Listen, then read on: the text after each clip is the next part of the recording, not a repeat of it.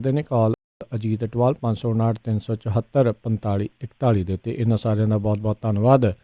ਜੇਕਰ ਤੁਸੀਂ ਜਾਂ ਕੋਈ ਹੋਰ ਕਾਰੋਬਾਰ ਇਸ ਪ੍ਰੋਗਰਾਮ ਨੂੰ ਸਪਾਂਸਰ ਕਰਨਾ ਚਾਹੁੰਦੇ ਹੋ, ਸੰਪਰਕ ਕਰ ਸਕਦੇ ਹੋ ਨੰਬਰ 408 722 7698 ਦੇ ਉੱਤੇ। ਮਿੰਟੂ ਜੀ, ਗੱਲਬਾਤ ਦਾ ਸਿਲਸਿਲਾ ਕਰਦੇ ਹਾਂ ਸ਼ੁਰੂ। ਜਿਸ ਦੀਆਂ ਕਿਆਸ ਰਹੀਆਂ ਸੀ ਉੱਦਾਂ ਹੀ ਹੋਇਆ। ਭਾਰਤ ਵਿੱਚ ਲਾਕਡਾਊਨ 3 ਮਈ ਤੱਕ ਵਧਿਆ। ਹਾਂਜੀ, ਬਿਲਕੁਲ ਕਿਆਸਿਆ ਹੀ ਸੀਗਾ ਮਾਮਲਾ। ਸਾਰਿਆਂ ਨੂੰ ਐਸਾ ਅੰਦਾਜ਼ਾ ਸੀਗਾ ਕਿ ਇਹ ਵੱਧ ਜਾਣਾ ਵਾ, ਪਰ ਮੇਰੇ ਖਿਆਲ ਦੇ ਨਾਲ ਜੇ ਕੁਛ ਲੋਕਾਂ ਨੂੰ ਨਹੀਂ ਸੀ ਪਤਾ ਤੇ ਉਹ ਮਜ਼ਦੂਰ ਜਿਹੜੇ ਵਿਚਾਰੇ ਕਈ ਦਿਨਾਂ ਤੋਂ ਤੜੇ ਪਏ ਸਨ ਜੀ, ਤਾਂ ਉਹ ਸੜਕਾਂ ਤੇ ਆ ਗਏ। ਜਿਸ ਤਰ੍ਹਾਂ ਲਾ ਲਓ ਬਾਂਦਰਾ ਸਟੇਸ਼ਨ ਤੇ ਹੋਇਆ ਬੰਬੇ ਦੇ ਵਿੱਚ। ਇਸ ਤੋਂ ਇਲਾਵਾ ਹੋਰ ਵੀ ਇੱਕ ਦੋ ਥਾਵਾਂ ਤੇ ਇਸ ਤਰ੍ਹਾਂ ਹੋਇਆ। ਭੀੜ ਇਕੱਤਰ ਹੋ ਗਈ। ਉਹਨਾਂ ਨੂੰ ਇਸ ਤਰ੍ਹਾਂ ਲੱਗਿਆ ਕਿ ਸਾਨੂੰ ਮੌਕਾ ਮਿਲ ਜਾਣਾ ਅੱਜ ਦੀ ਘੜੀ। ਅਸੀਂ ਜੇ ਘਰਾਂ ਨੂੰ ਤੁਰ ਪਏ ਤਾਂ ਆਉਣ ਵਾਲੇ ਸਮੇਂ ਦੇ ਵਿੱਚ ਬਹੁਤ ਸੌਖਿਆਂ ਅਸੀਂ ਦਿਨ ਕੱਟ ਲਵਾਂਗੇ।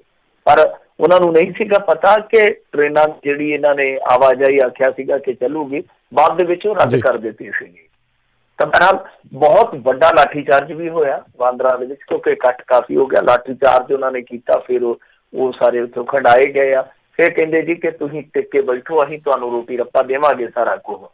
ਪਰ ਗੱਲ ਤਾਂ ਇਹ ਆ ਨਾ ਕਿ ਦੇਖੋ, ਹੱਲ ਕੋਈ ਵੀ ਨਹੀਂ ਅੱਜ ਕੀਤਾ। ਪ੍ਰਾਈਮ ਮਿਨਿਸਟਰ ਸਾਹਿਬ ਅੱਜ ਫਿਰ ਬੋਲੇ ਆ ਤੇ ਬੋਲਣ ਤੋਂ ਤੁਹਾਨੂੰ ਪਤਾ ਹੀ ਆ, ਕਈਆਂ ਨੂੰ ਡਰ ਵੀ ਲੱਗਦਾ ਕਿ ਪਤਾ ਨਹੀਂ ਉਹਨਾਂ ਨੇ ਕੀ ਟਾਸਕ ਦੇਣਾ। ਇਸ ਵਾਰੀ ਟਾਸਕ ਤੇ ਉਹਨਾਂ ਨੇ ਕੋਈ ਨਹੀਂ ਦਿੱਤਾ, ਪਰ ਉਹ ਭਰੋਸਾ ਵੀ ਕੋਈ ਨਹੀਂ ਦੇ ਕੇ ਗਏ।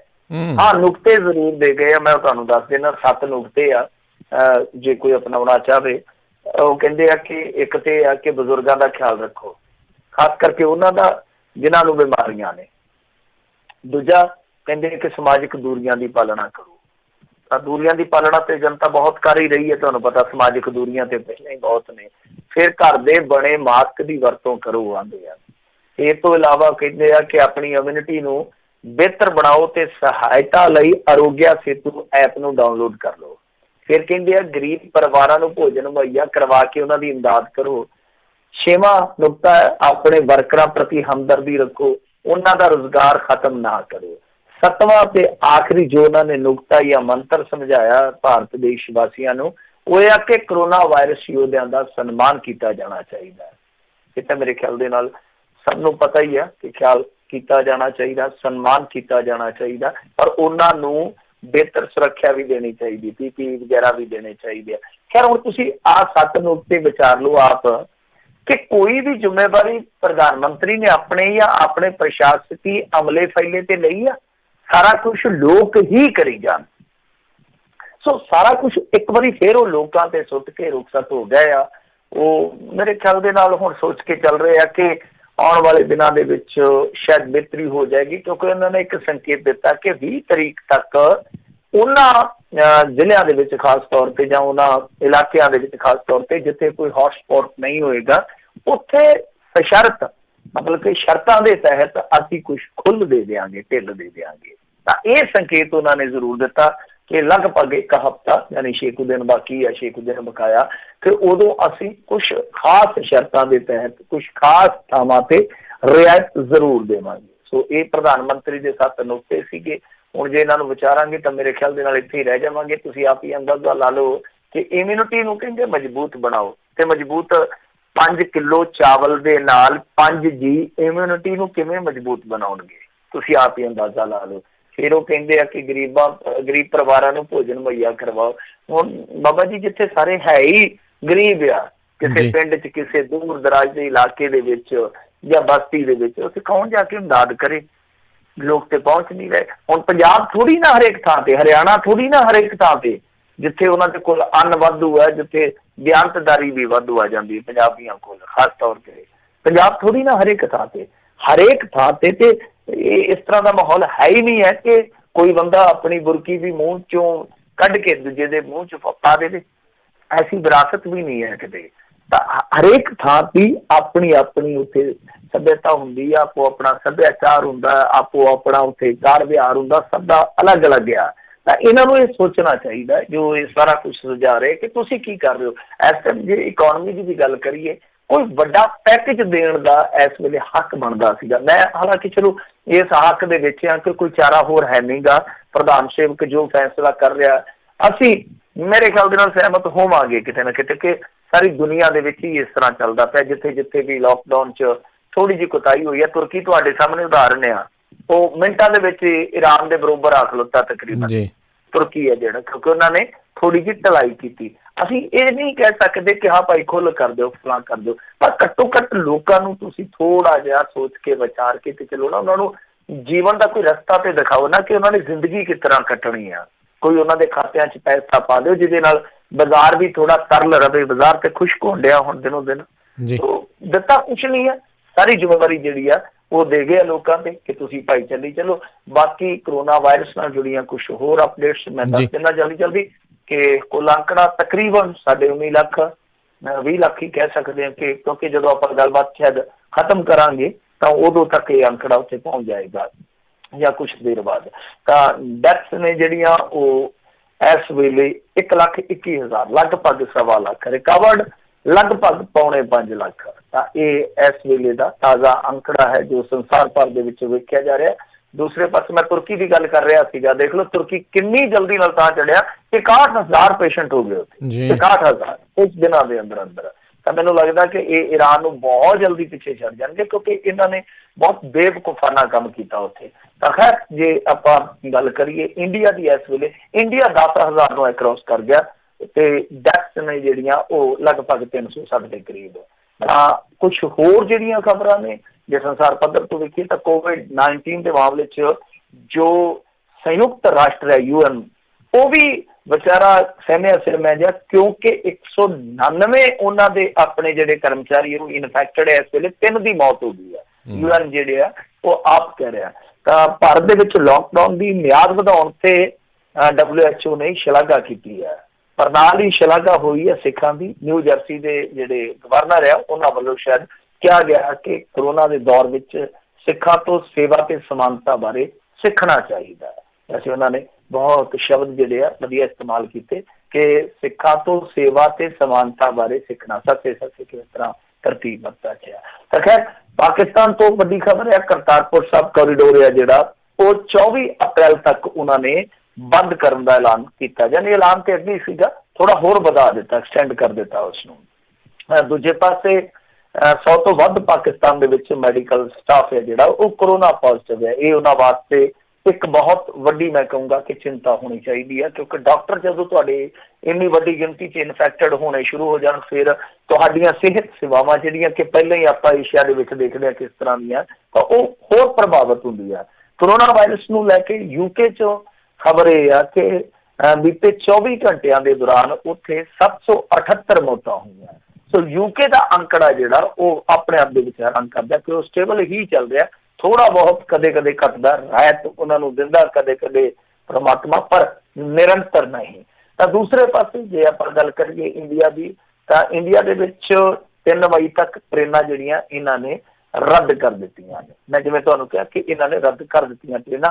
ਫਿਰ ਇਸ ਤੋਂ ਇਲਾਵਾ ਡੋਮੈਸਟਿਕ ਤੇ ਇੰਟਰਨੈਸ਼ਨਲ ਫਲਾਈਟਾਂ ਜਿਹੜੀਆਂ ਉਹ ਵੀ ਇਹਨਾਂ ਨੇ 3 ਮਈ ਤੱਕ ਰੱਦ ਕਰ ਦਿੱਤੀਆਂ। ਇਹ ਤੁਸੀਂ ਜ਼ਰੂਰ ਨੋਟ ਕਰ ਲਿਓ ਕਿ 3 ਮਈ ਤੱਕ ਇਹਨਾਂ ਨੇ ਫਲਾਈਟਸ ਜਿਹੜੀਆਂ ਚਾਹੇ ਡੋਮੈਸਟਿਕ ਹੋਣ ਤੇ ਚਾਹੇ ਕੌਮਾਂਤਰੀ ਹੋਣ, ਉਹ ਸਾਰੀਆਂ ਬੰਦ ਕਰ ਦਿੱਤੀਆਂ, ਬਣਾ ਦਿੱਤੀਆਂ। ਵੈਸੇ ਅੱਗੇ ਬੰਦ ਤੇ ਸੀਗੀਆਂ।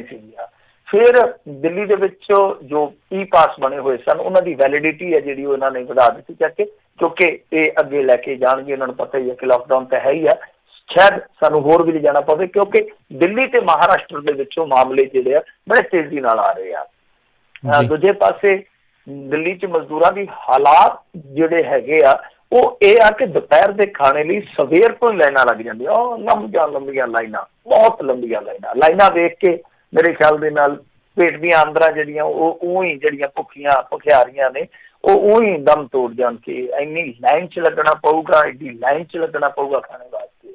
ਖੈਰ ਇੱਕ UP 'ਚੋਂ ਖਬਰ ਆਈ ਹੈ ਕਿ 18 ਦਿਨ ਤੋਂ ਉੱਥੇ ਬਰਾਤ ਫਸੀ ਪਈ ਆ, ਵਾਪਸੀ ਨੂੰ ਬਰਾਤੀ ਵਿਚਾਰੇ ਤੜਫਦੇ ਪਏ ਆ। ਉਹ ਤਾਂ ਕਹਿੰਦੇ ਹੋਣੇ ਆਪੇ ਡੁੱਬਿਆ ਸੋ ਨਾਲ ਜਜਮਾਨ ਵੀ ਡੁੱਬੇ, ਸਾਨੂੰ ਵੀ ਲੈ ਕੇ ਬੈਠ ਗਿਆ, ਕਿਉਂਕਿ 18 ਦਿਨ ਤੋਂ ਬਰਾਤ ਜਿਹੜੀ ਆ ਉਹ ਖਾਣਾ ਵੀ ਵਿਚਾਰੀ ਇੱਕ ਟਾਈਮ ਪ੍ਰਸ਼ਾਸਨ ਤੋਂ ਖਾ ਰਹੀ, ਇੱਕ ਟਾਈਮ ਉਹ ਗੁੱਡੀ ਵਾਲੇ ਜਿਹੜੇ ਕੁੜੀ ਵਾਲੇ ਉਹ ਦੇ ਰਹੇ। ਉਹ ਕਹਿੰਦੇ ਕਿ ਹੁਣ ਤੁਸੀਂ ਵਿਦਾਇਗੀ ਕਰਵਾ ਦਿਓ, ਤੁਹਾਡੀ ਖਿਦਮਤ ਬਹੁਤ ਕਰਵਾ ਲਈ ਅਸੀਂ ਸਰਕਾਰ ਦੀ ਤਰਫੋਂ।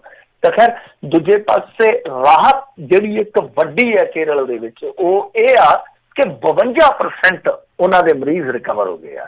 ਤਾਂ ਮੈਂ ਪਹਿਲੇ ਦਿਨ ਤੋਂ ਜਦੋਂ ਵੀ ਕੁਝ ਚੰਗੇ ਮੁੱਖ ਮੰਤਰੀ ਜਿਨ੍ਹਾਂ ਨੇ ਕੰਮ ਕੀਤੇ ਆ, ਵੈਸੇ ਕੈਪਟਨ ਨੇ ਵੀ ਕੋਈ ਮਾੜਾ ਨਹੀਂ ਕੀਤਾ, ਬਹੁਤਾ ਮਾੜਾ ਨਹੀਂ ਕੀਤਾ ਹਾਲ ਦੀ ਘੜੀ ਆਪਾਂ ਜੇ ਕਹੀਏ ਪ੍ਰਬੰਧਾਂ ਨੂੰ ਲੈ ਕੇ ਜਿੰਨਾ ਕੁ ਸੀਗਾ ਸੰਭਾਲਿਆ। ਪਰ ਜੇ ਆਪਾਂ ਮੋਸਟ ਟੌਪ ਵੇਖਣਾ ਹੋਵੇ ਤਾਂ ਉਹਦੇ 'ਚ ਆ ਕਿ ਕੇਰਲ ਤੁਹਾਨੂੰ ਇੱਕ ਨਜ਼ੀਰ ਬਣ ਕੇ ਦਿਸਦਾ, ਕਿਉਂਕਿ ਉੱਥੇ ਉਹਨਾਂ ਨੇ ਸ਼ੁਰੂਆਤ ਦੇ ਵਿੱਚ 20,000 ਕਰੋੜ ਦਾ ਪੈਕੇਜ ਹੈ ਜਿਹੜਾ ਉਹ ਦੇ ਦਿੱਤਾ ਸੀਗਾ ਆਪਣੇ ਲੋਕਾਂ ਨੂੰ, ਔਰ ਉਸ ਤੋਂ ਬਾਅਦ ਉਹਨਾਂ ਨੇ ਸਥਿਤੀਆਂ ਨੂੰ ਇਸ ਹਿਸਾਬ ਨਾਲ ਸੰਭਾਲਿਆ ਕਿ ਤੁਸੀਂ ਵੇਖੋ 52% ਉਹਨਾਂ ਦੇ ਮਰੀਜ਼ ਜਿਹੜੇ ਠੀਕ ਹੋਏ। ਤਾਂ ਮੇਰੇ ਖਿਆਲ ਦੇ ਨਾਲ ਇਹ ਜੇ ਆਪਾਂ ਵੇਖੀਏ ਇਕੱਲਾ ਨੈਸ਼ਨਲ ਲੈਵਲ ਤੇ ਨਹੀਂ, ਇੰਟਰਨੈਸ਼ਨਲ ਲੈਵਲ ਤੇ ਵੀ ਕਿਸੇ ਸਟੇਟ ਵਿੱਚ ਇਹ ਰਿਕਵਰੀ ਜਿਹੜੀ ਹੈ ਬਹੁਤ ਮਾਇਨੇ ਰੱਖੇਗੀ। ਪੰਜਾਬ ਨੂੰ ਪਰਤੀਏ ਤਾਂ ਇਸ ਸਮੇਂ ਤੱਕ ਜੋ ਡਾਟਾ ਉਹ ਇਹ ਆ ਕਿ 184 ਮਾਮਲਿਆਂ ਦੀ ਪੁਸ਼ਟੀ। ਆਪਾਂ ਕੱਲ ਵੀ ਗੱਲ ਕੀਤੀ ਸੀ ਕਿ ਪੰਜਾਬ ਕੁਛ ਥੋੜੀ ਜਿਹੀ ਰਾਹਤ ਜਿਹੜੀ ਆ ਮਹਿਸੂਸ ਕਰ ਸਕਦਾ ਇਸ ਮਾਮਲੇ 'ਚ। 13 ਮੌਤਾਂ ਨੇ, ਅੱਜ ਮੌਤ ਤਾਂ ਕੋਈ ਨਹੀਂ ਹੋਈ ਪਰ ਕੁਛ ਮਾਮਲੇ ਜਿਹੜੇ ਉਹ ਜ਼ਰੂਰ ਦਰਜ ਕੀਤੇ ਗਏ, ਪਰ ਮਾਮਲਿਆਂ ਦੀ ਗਿਣਤੀ ਘੱਟ ਗਈ ਹੈ, ਰਫਤਾਰ ਘੱਟ ਗਈ ਹੈ। ਤਾਂ ਉਹੀ ਮੇਰੇ ਖਿਆਲ ਦੇ ਨਾਲ 7-8 ਮਾਮਲੇ ਆਏ ਆ, ਕੱਲ 9 ਸੀ 7-8 ਆ। ਤੇ ਜਿੱਦਾਂ ਆਪਾਂ ਇੱਕ ਕਿਆਸ ਲਾ ਰਹੇ ਸੀਗੇ ਕਿ ਜੇ ਮੰਨ ਲਓ 5-6 ਆ ਜਾਂਦੇ ਆ, 4-3 ਤੇ ਆ ਜਾਂਦੇ ਆ, ਬਹੁਤ ਅੱਛੀ ਤਰ੍ਹਾਂ ਨਾਲ ਮੇਰੇ ਖਿਆਲ ਦੇ ਨਾਲ ਪੰਜਾਬ ਹੈ ਜਿਹੜਾ ਸੰਭਲ ਜਾਊਗਾ। ਤਾਂ ਦੂਜੇ ਪਾਸੇ ਜੇ ਗੱਲ ਕਰੀਏ ਕਿ 2 ਜ਼ਿਲ੍ਹਿਆਂ ਦੇ ਵਿੱਚ ਇਹਨਾਂ ਨੇ ਰੈਪਿਡ ਟੈਸਟਿੰਗ ਸਹੂਲਤ ਜਿਹੜੀ ਹੈ ਮੁਹੱਈਆ ਕਰਵਾ ਦਿੱਤੀ ਹੈ, ਇੱਕ ਮੋਹਾਲੀ, ਦੂਸਰਾ ਜਲੰਧਰ ਵੀ ਅੱਜ ਕੱਲ੍ਹ ਤੁਹਾਨੂੰ ਪਤਾ ਕਿ ਕਾਫੀ ਜ਼ਿਆਦਾ ਪ੍ਰਭਾਵਿਤ ਹੋਇਆ ਪਿਆ ਤੇ ਮੋਸਟ ਇਨਫੈਕਟਡ ਹੈਗਾ ਮੋਹਾਲੀ। ਦੂਜੇ ਪਾਸੇ ਮਨਪ੍ਰੀਤ ਸਿੰਘ ਬਾਦਲ ਹੋਰਾਂ ਨੇ ਕਿਹਾ ਕਿ ਕਹਿੰਦੇ ਖਰਚੇ ਘਟਾ ਰਹੇ ਆ, ਅਸਲ ਸੰਕਟ ਕਰੋਨਾ ਤੋਂ ਬਾਅਦ ਆਵੇਗਾ। ਕੋਈ ਸ਼ੇਅਰ ਨਹੀਂ ਬੋਲਿਆ ਉਹਨਾਂ ਨੇ ਨਾਲ ਇਹ ਗੱਲ ਜ਼ਰੂਰ ਕਹੀ ਆ ਕਿ ਅਸਲ ਸੰਕਟ ਕਰੋਨਾ ਤੋਂ ਬਾਅਦ ਆਏਗਾ। ਵੈਸੇ ਮੇਰੇ ਖਿਆਲ ਦੇ ਨਾਲ ਕੁੱਬੇ ਦੇ ਲੱਤ ਵੱਜੀ ਰਾਤ ਸਹੀ, ਇਹ ਕਹਿਣਾ ਤਾਂ ਨਹੀਂ ਚਾਹੀਦਾ ਕਿ ਇਹਨਾਂ ਨੇ ਕੁਝ ਜਾਣ ਕੇ ਕੀਤਾ, ਇਹਨਾਂ ਦਾ ਕੋਈ ਕਸੂਰ ਨਹੀਂ। ਪਰ ਜਿਹੜੀ ਇਹ ਮਹਾਮਾਰੀ ਆ ਕਾਂਗਰਸ ਸਰਕਾਰ ਵਾਸਤੇ ਮੇਰੇ ਖਿਆਲ ਦੇ ਨਾਲ ਸੁੱਖ ਦਾ ਸਾਹ ਲੈ ਕੇ ਆਈ ਹੈ, ਕਿਉਂਕਿ ਜੁੱਤੀ ਹੱਥ 'ਚ ਸੀ, ਭੱਜਣ ਨੂੰ ਤਿਆਰ ਸੀਗੇ ਸਾਰਾ ਕੁਛ, ਪਰ ਐਨ ਮੌਕੇ ਤੇ ਇਹਨਾਂ ਨੂੰ ਬਚਾਉਣ ਵਾਸਤੇ ਕਰੋਨਾ ਆ ਗਿਆ। ਸਿਆਸੀ ਤੌਰ ਤੇ ਕਹਿ ਰਹੇ ਹਾਂ, ਉੱਦਾਂ ਕਰੋਨਾ ਤੋਂ ਕੋਈ ਨਹੀਂ ਬਚਦਾ ਕਿਉਂਕਿ ਬਹੁਤ ਸਾਰੀਆਂ ਨਾਕਾਮੀਆਂ ਜਿਹੜੀਆਂ ਨਵੀਆਂ ਲੱਭੀਆਂ, ਔਰ ਇਲੈਕਸ਼ਨ ਵੀ ਮੇਰੇ ਖਿਆਲ ਦੇ ਨਾਲ ਹੋਣਾ ਹੈ, ਲੜ ਲੈਣਗੇ ਤੇ ਭਰਾਵੋ ਕੁਛ ਨਹੀਂ ਸੀ ਕਰ ਸਕਦੇ, ਸਿਰਫ ਤੁਹਾਨੂੰ ਬਚਾ ਹੀ ਸਕਦੇ ਸੀਗੇ। ਤਾਂ ਲੋਕ ਵੀ ਕਹਿਣਗੇ ਚਲੋ ਕੋਈ ਗੱਲ ਨਹੀਂ, ਜਾਨ ਬਚੀ ਤੋਂ ਲੱਖ ਉਪਾਏ। ਤਾਂ ਖੈਰ ਅੱਗੇ ਵਧੀਏ। ਦੂਜੀ ਗੱਲ ਇਹ ਹੈ ਕਿ ਸੋਸ਼ਲ ਮੀਡੀਆ ਤੇ ਗੁੰਮਰਾਹਕੁਨ ਪ੍ਰਚਾਰ ਦਾ ਸ਼੍ਰੋਮਣੀ ਕਮੇਟੀ ਨੇ ਨੋਟਿਸ ਲਿਆ, ਕਿਉਂਕਿ ਕੁਛ ਲੋਕ ਤੁਹਾਨੂੰ ਪਤਾ ਲਗਾਤਾਰ ਟਾਰਗੇਟ ਕਰ ਰਹੇ, ਪਰ ਮੇਰੇ ਖਿਆਲ ਦੇ ਨਾਲ ਹੁਣ ਇਹ ਦਵੈਸ਼ ਜਾਂ ਕਲੇਸ਼ ਜਿਹੜੇ ਆ ਉਹ ਛੱਡਣੇ ਚਾਹੀਦੇ ਆ, ਸਾਨੂੰ ਇੱਕ ਦੂਜੇ ਤੇ ਨਿਸ਼ਾਨੇ ਨਹੀਂ ਕੱਸਣੇ ਚਾਹੀਦੇ। SCPC ਦੀ ਆਮਦਨ ਘਟੀ ਪਈ, ਪਰ ਬਾਵਜੂਦ ਇਸ ਦੇ ਉਹਨਾਂ ਨੇ ਆਪਣੀਆਂ ਬਿਲਡਿੰਗਾਂ ਵੀ ਦਿੱਤੀਆਂ ਹੋਈਆਂ ਨੇ। ਉਹ ਕਹਿੰਦੇ ਕਿ ਅਸੀਂ ਤੇ ਗੁਰੂ ਰਾਮਦਾਸ ਹਸਪਤਾਲ ਹੈ ਜਿਹੜਾ ਉਹਦੇ ਵਿੱਚ ਵੀ 10 ਵੈਂਟੀਲੇਟਰ ਰੱਖੇ ਹੋਏ ਆ, 1000 ਬੈੱਡ ਆ ਸਾਡਾ, ਅਸੀਂ ਹਾਜ਼ਰ ਕਰਦੇ ਹਾਂ। ਕਿਉਂ ਏਦਾਂ ਦਾ ਪ੍ਰਚਾਰ ਕਰਦੇ? ਤਾਂ ਮੇਰੇ ਖਿਆਲ ਦੇ ਨਾਲ ਛੱਡਣਾ ਚਾਹੀਦਾ, ਇਹ ਵਤੀਰਾ ਵੀ ਛੱਡਣਾ ਚਾਹੀਦਾ। ਬਹੁਤ ਮੌਕੇ ਆਉਣਗੇ ਅੱਗੇ ਜਿੱਥੇ ਪ੍ਰਬੰਧਾਂ ਤੇ ਸਵਾਲ ਕੀਤੇ ਜਾ ਸਕਦੇ ਆ, ਜਿੱਥੇ ਜੋ ਹੈ ਕਰਦਾ ਪਿਆ। ਅਗਰ ਦੂਜੀ ਇੱਕ ਵੱਡੀ ਖਬਰ ਆ ਉਹ ਇਹ ਆ ਕਿ ਗੁਰਦਾਸਪੁਰ ਦੇ ਵਿੱਚੋਂ ਅੱਜ ਇੱਕ ਪਹਿਲਾ ਕਰੋਨਾ ਪੋਜ਼ਿਟਿਵ ਮਰੀਜ਼ ਆ ਗਿਆ। ਗੁਰਦਾਸਪੁਰ ਬਚਿਆ ਰਿਹਾ ਜ਼ਿਲ੍ਹਾ, ਬਹੁਤ ਜ਼ਿਆਦਾ ਉੱਥੋਂ ਦੇ ਲੋਕ ਜਿਹੜੇ ਸੀਗੇ ਉਹ ਭੈ ਮੁਕਤ ਸੀਗੇ ਕਿ ਹਾਂ ਸਾਡਾ ਜ਼ਿਲ੍ਹਾ ਬਚਿਆ, ਤਾਂ ਉੱਥੇ ਕਰੋਨਾ ਪੋਜ਼ਿਟਿਵ ਆ ਗਿਆ। ਕੋਈ ਜਲੰਧਰ ਦੇ ਬੰਦੇ ਦੇ ਲਿੰਕ ਦੇ ਵਿੱਚ ਸੀਗਾ ਜਿਹੜਾ ਕਿ ਕਰੋਨਾ ਪੋਜ਼ਿਟਿਵ ਆਇਆ, ਉਸ ਤੋਂ ਬਾਅਦ ਉਹਦਾ ਵੀ ਟੈਸਟ ਪੋਜ਼ਿਟਿਵ ਆ ਗਿਆ। ਅੱਗੇ ਚੱਲੀਏ ਤਾਂ ਜੰਡਿਆਲਾ ਗੁਰੂ ਨੂੰ ਅੱਜ ਪੂਰੀ ਤਰ੍ਹਾਂ ਸੀਲ ਕੀਤਾ ਗਿਆ। ਇਸ ਤੋਂ ਇਲਾਵਾ ਚੰਡੀਗੜ੍ਹ ਤੋਂ ਰਾਹਤ ਭਰੀ ਖਬਰ ਹੈ, ਹੋਰ ਵੀ ਕਈ ਖਬਰਾਂ ਨੇ ਰਾਹਤ ਭਰੀਆਂ, ਜਿੱਦਾਂ ਇੱਕ ਹੋਰ ਮੁੰਡਾ ਅੱਜ ਠੀਕ ਹੋ ਕੇ ਗਿਆ, ਘਰਾਂ ਨੂੰ ਪਰਤਿਆ, ਬਹੁਤ ਚੜ੍ਹਦੀ ਕਲਾ 'ਚ ਗਿਆ, ਕਹਿੰਦਾ ਕਿ ਕੋਈ ਗੱਲ ਨਹੀਂ, ਕਰੋਨਾ ਤੋਂ ਘਬਰਾਉਣ ਦੀ ਕੋਈ ਜ਼ਰੂਰਤ ਨਹੀਂ, ਹਵਾ ਨਾ ਬਣਾਓ। ਤਾਂ ਚੰਡੀਗੜ੍ਹ ਤੋਂ ਵੀ ਰਾਹਤ ਭਰੀ ਖਬਰ ਆ ਕਿ ਕਰੋਨਾ ਪੀੜਤਾਂ ਦੀ ਗਿਣਤੀ ਘਟ ਗਈ, ਜਿੱਥੇ ਸਭ ਤੋਂ ਪਹਿਲਾਂ ਸ਼ੁਰੂ ਹੋਈ ਸੀ ਉਹ ਮਹਿਜ਼ 12 ਰਹਿ ਗਈ ਆ। ਤਾਂ ਚੰਡੀਗੜ੍ਹ ਦੇਖੋ ਉਹਨਾਂ ਨੇ ਖੁੱਲਿਆ ਵੀ ਆ, ਚੰਡੀਗੜ੍ਹ ਉਹਨਾਂ ਨੇ ਖੋਲ੍ਹ ਵੀ ਰੱਖਿਆ, ਬੜੀ ਪਲੈਨਿੰਗ ਦੇ ਨਾਲ। ਵੇਖਣ ਵਾਲੀ ਗੱਲ ਆ ਕਿ ਬੜੇ ਢੰਗ ਦੇ ਨਾਲ ਉਹਨਾਂ ਨੇ ਖੋਲ੍ਹ ਰੱਖਿਆ। ਲੋਕ ਜਿਹੜੇ ਸ਼ਾਪਿੰਗ ਵਾਪਿੰਗ ਵੀ ਕਰ ਲੈਂਦੇ ਆ, ਵਾਕਿੰਗ ਸ਼ਾਕਿੰਗ ਵੀ ਕਰ ਲੈਂਦੇ ਆ, ਪਰ ਬਿਮਾਰੀ ਤੇ ਵੀ ਕੰਟਰੋਲ ਰੱਖਿਆ ਉਹਨਾਂ ਨੇ। ਤਾਂ ਦੂਜੇ ਪਾਸੇ ਕਿਸਾਨਾਂ ਵਾਸਤੇ ਬਹੁਤ ਮਾੜਾ ਸਮਾਂ ਹੈ ਇਸ ਵੇਲੇ, ਕਿਉਂਕਿ ਇੱਕ ਤੇ ਦੇਖੋ ਜਿਹੜੀ ਕਣਕ ਦੀ ਖਰੀਦ ਸ਼ੁਰੂ ਹੋਣ ਜਾ ਰਹੀ ਆ ਉਹਦੇ ਵਿੱਚ ਦੁਸ਼ਵਾਰੀਆਂ ਪੈ ਨੇ, ਤੇ ਦੂਜੇ ਪਾਸੇ ਜਿਨ੍ਹਾਂ ਨੇ ਬਦਲਵੀਆਂ ਫਸਲਾਂ ਬੀਜੀਆਂ ਸੀਗੀਆਂ ਉਹ ਤੇ ਲੁੱਟੇ ਜਾ ਚੁੱਕੇ ਆ। ਜਿੱਦਾਂ ਫੁੱਲ ਜਿਨ੍ਹਾਂ ਨੇ ਬੀਜੇ ਸੀਗੇ, ਫੁੱਲ ਹੁਣ ਤੁਹਾਨੂੰ ਪਤਾ ਹੀ ਆ ਕਿ ਫੁੱਲਾਂ ਤੋਂ ਲੈ ਕੇ ਫਿਲਮਾਂ ਤੱਕ ਦੇ ਕਾਰੋਬਾਰ ਜਿਹੜੇ ਆ ਮੁੱਦੇ ਮੂੰਹ ਡਿੱਗੇ ਪਏ ਆ। ਤਾਂ ਫੁੱਲ ਜਿਹੜੇ ਆ ਲੋਕਾਂ ਨੇ ਵਾਹੁਣੇ ਸ਼ੁਰੂ ਕਰ ਦਿੱਤੇ, ਕਿਉਂਕਿ ਜਦੋਂ ਫੁੱਲ ਕਿਸੇ ਨੇ ਲਾਉਣਾ ਹੀ ਨਹੀਂ, ਕਿਤੇ ਚੜਾਉਣਾ ਹੀ ਨਹੀਂ, ਤਾਂ ਫਿਰ ਦੂਜਿਆਂ ਨੇ ਤਾਂ ਵਾਹੁਣੇ ਹੀ ਵਾਹੁਣੇ ਆ ਜੀ। ਜੀ ਅਗਲੀ ਜਿਹੜੀ ਮਿੰਟੂ ਜੀ ਗੱਲ ਕਰਦੇ ਹਾਂ, ਸੁਪਰੀਮ ਕੋਰਟ ਦੇ ਨਾਲ ਸੰਬੰਧਿਤ ਹੈਗਾ ਟੈਸਟਿੰਗ ਮਾਮਲੇ 'ਚ ਉਹਨਾਂ ਨੇ ਆਪਣਾ ਹੀ ਫੈਸਲਾ ਸੋਧਿਆ ਅਤੇ ਪ੍ਰੈਸ ਦੀ ਆਜ਼ਾਦੀ ਦੇ ਉੱਤੇ ਰੋਕ ਲਾਉਣ ਤੋਂ ਲਾਈ ਹੈ ਇਨਕਾਰ। ਹਾਂਜੀ, ਦੇਖੋ ਉੱਥੇ ਮਸਲਾ ਕੀ ਸੀਗਾ, ਟੈਸਟਿੰਗ ਨਾਲ ਜੁੜਿਆ ਜਿਹੜਾ ਕਿ ਮੁੱਦਾ ਆਪਾਂ ਵਿਚਾਰਿਆ ਸੀਗਾ ਸ਼ਾਇਦ ਵੀਕਐਂਡ ਤੇ, ਕਿ ਸੁਪਰੀਮ ਕੋਰਟ ਨੇ ਹੁਕਮ ਦੇ ਦਿੱਤਾ ਸੀਗਾ ਕਿ ਗਰੀਬਾਂ ਨੂੰ ਤੁਸੀਂ ਨਾ ਇਹ ਮੁਫਤ ਕਰਾਓ ਮੁਹੱਈਆ, ਪਰ ਨਾਲ ਇਹ ਵੀ ਕਿਹਾ ਸੀਗਾ ਕਿ ਪੈਸੇ ਨਹੀਂ ਲੈਣੇ, ਤੁਸੀਂ ਪੈਸੇ ਨਹੀਂ ਲੈਣੇ। ਤੇ ਉਦੋਂ ਵੀ ਆਪਾਂ ਗੱਲ ਕੀਤੀ ਸੀ ਕਿ ਨਿੱਜੀ ਲੈਬ ਜਿਹੜੇ ਆ ਉਹ ਇਹ ਭਾਰ ਨਹੀਂ ਚੱਲ ਸਕਣਗੇ, ਕਿਉਂਕਿ ਫੈਸਲੇ ਦੇ ਵਿੱਚ ਇੱਕ ਤਰੁੱਟੀ ਸੀਗੀ। ਤਰੁੱਟੀ ਕੀ ਸੀਗੀ ਕਿ ਉਹ ਪੈਸਾ ਕਿੰਨੇ ਦੇਣਾ, ਕਿਹਦੇ ਤੋਂ ਲੈਣਾ, ਉਹ ਕੁਝ ਵੀ ਸਾਫ਼ ਨਹੀਂ ਸੀ, ਉਹਦੇ ਵਿੱਚ ਕਲੈਰਿਟੀ ਨਹੀਂ ਸੀਗੀ। ਤਾਂ ਇੱਕ ਬਹੁਤ ਬਿਪਤਾ ਦਾ ਸਬੱਬ ਸੀਗਾ, ਕਿਉਂਕਿ ਨਿੱਜੀ ਲੈਬ ਹੁਣ ਦੇਖੋ ਇਹਦੇ ਤੇ ਖਰਚਾ ਤੇ ਆਉਂਦਾ ਹੀ ਆ, ਟੈਸਟ ਤੇ ਉਹ ਸਾਰਾ ਜਿਹੜਾ ਬਣਦਾ ਖਰਚਾ ਕਿੰਨੇ ਦੇਣਾ ਕੁਝ ਵੀ ਸਾਫ਼ ਨਹੀਂ ਸੀ ਕੀਤਾ ਗਿਆ, ਪ੍ਰਭਾਸ਼ਿਤ ਨਹੀਂ ਸੀ ਕੀਤਾ ਗਿਆ ਕਿ ਕਿਹਦੇ ਤੋਂ ਲੈਣਾ। ਮਤਲਬ ਕਿ ਸਾਰਿਆਂ ਤੇ ਇੱਕ ਵੱਡ ਹੋ ਗਿਆ ਕਿ ਕਿਸੇ ਤੋਂ ਲੈਣਾ ਹੀ ਨਹੀਂ ਹੈ। ਤਾਂ ਹੁਣ ਇਹਨਾਂ ਨੇ ਦੁਬਾਰਾ ਆਪਣਾ ਫੈਸਲਾ ਸੋਧਿਆ, ਸੁਪਰੀਮ ਕੋਰਟ ਵਾਲਿਆਂ ਨੇ। ਇਹਨਾਂ ਨੇ ਕਿਹਾ ਕਿ ਇੱਕ ਤੇ ਦੇਖੋ ਹੁਣ ਜਿੱਦਾਂ ਹੁੰਦੇ ਹੀ ਆ, ਇੱਕ ਉਹਨਾਂ ਇੱਕ ਵੀਕਰ ਸੈਕਸ਼ਨ ਇੱਕ ਹੁੰਦਾ ਹੀ ਆ ਸਮਾਜ ਦੇ ਵਿੱਚ, ਉਹ ਔਰ ਜਿਹੜੇ ਕੁਛ ਹੋਰ ਤੁਸੀਂ ਦਿੰਦੇ ਹੋ ਬੰਦਿਆਂ ਨੂੰ, ਰੱਖਦੇ ਹੋ ਕੈਟਾਗਰੀ ਦੇ ਵਿੱਚ ਜੋ ਹੈਲਥ ਬੈਨੀਫਿਸ਼ਰੀ ਹੁੰਦੇ ਆ, ਜਿੱਦਾਂ ਆਯੁਸ਼ਮਾਨ ਵਾਲੇ ਆ ਜਾਂ ਹੋਰ ਇਸ ਤਰ੍ਹਾਂ ਦੇ ਕਾਰਡ ਬਣੇ ਆ ਜਿਹੜੇ ਗਰੀਬਾਂ ਦੇ, ਤਾਂ ਜਿਹੜੇ ਉਹ ਬੰਦੇ ਆ ਉਹਨਾਂ ਵਾਸਤੇ ਇਹ ਫ੍ਰੀ ਰਹਿਣਗੇ, ਔਰ ਜਿਹੜੇ ਸਹਿੰਦੇ ਸਰਦੇ ਆ ਉਹਨਾਂ ਵਾਸਤੇ ਇਹ ਪੇਡ ਹੋਣਗੇ। ਸੋ ਸਾਫ਼ ਕਰ ਦਿੱਤਾ ਸੁਪਰੀਮ ਕੋਰਟ ਨੇ ਕਿ ਜਿਹੜੇ ਗਰੀਬ ਹੋਣਗੇ ਉਹਨਾਂ ਵਾਸਤੇ ਇਹ ਜਿਹੜਾ ਮਸਲਾ ਹੈ ਬਿਲਕੁਲ ਫ੍ਰੀ ਹੈ ਟੈਸਟ ਵਾਲਾ, ਤੇ ਜਿਹੜਾ ਕੋਈ ਸਰਦਾ ਪੁੱਜਦਾ ਹੈਗਾ ਉਹਨੂੰ ਪੈਸੇ ਦੇਣੇ ਪੈਣਗੇ। ਹੁਣ ਗਰੀਬ ਕੌਣ ਆ, ਪਰਿਭਾਸ਼ਾ ਫਿਰ ਤੈਅ ਕਰੇਗਾ ਸਰਕਾਰ, ਕੇਂਦਰ।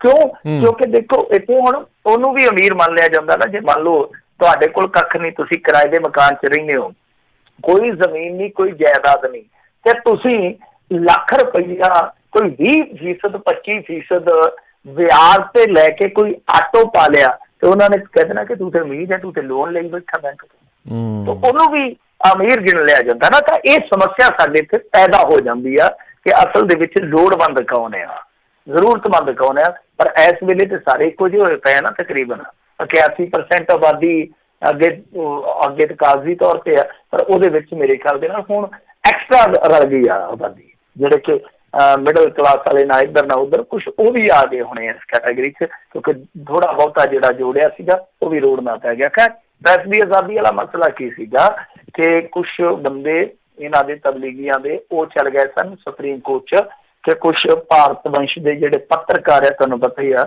ਐਡੇ ਵੱਡੇ ਪੱਤਰਕਾਰ ਆ ਉਹ, ਕਿ ਉਹਨਾਂ ਨੂੰ ਇੰਨੀਆਂ ਜ਼ਿਆਦਾ ਸੋਸ਼ਲ ਮੀਡੀਆ ਤੇ ਗਾਲਾਂ ਪੈਂਦੀਆਂ, ਲਾਹਨਤਾਂ ਪੈਂਦੀਆਂ, ਮੇਰੇ ਖਿਆਲ ਦੇ ਨਾਲ ਸੰਸਾਰ ਭਰ ਦੇ ਵਿੱਚ ਉਹਨਾਂ ਕਿ ਨਹੀਂ ਪੈਂਦਾ ਹੋਣਾ ਇੱਕ ਦਿਨ ਦੇ ਵਿੱਚ ਵੱਖ-ਵੱਖ ਥਾਵਾਂ ਤੇ, ਜਿੰਨੀਆਂ ਉਹਨਾਂ ਨੂੰ ਇੱਕੋ ਦਿਨ ਲਾਹਨਤਾਂ ਪੈਂਦੀਆਂ।